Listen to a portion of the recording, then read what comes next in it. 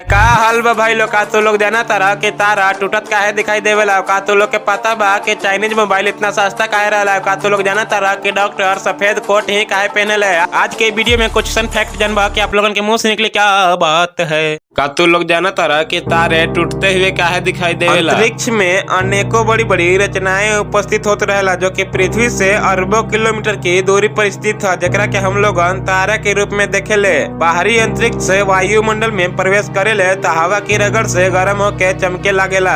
एकरा के उल्काएं भी कहेले। अधिकांश उल्काएं वायुमंडल में पूरी तरह से जल जाला, लेकिन कुछ बड़े उल्का पिंड पृथ्वी तक पहुंच जाला। और जब गिरत दिखाई देवेला तो हम लोगन कहेला कि तारा टूटत है। चाइनीज मोबाइल इतना सस्ता काहे होखेला।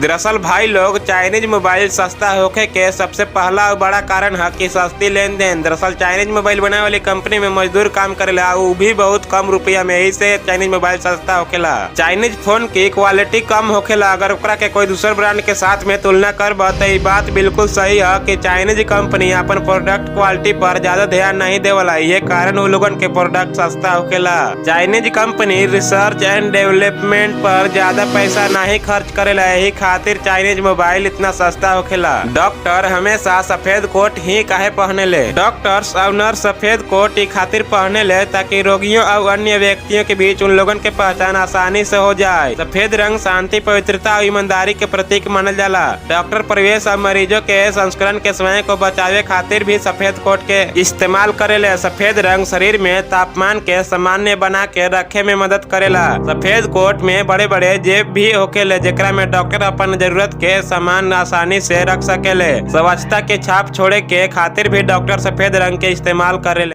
तो बस भाई लोग आज की वीडियो यहीं खत्म करता नहीं। आई होप कि यार तुम लोग के समझ में आ गई हो कि डॉक्टर सफेद कोट ही काहे पहने। अगर मन में कोई डाउट है तो कमेंट में जरूर बताइए। अगर वीडियो को लाइक नहीं कर तो लाइक कर दे, चैनल को भी सब्सक्राइब कर दे। फिर से मिला जाएगा नेक्स्ट वीडियो में, तब तक के लिए बाय बाय।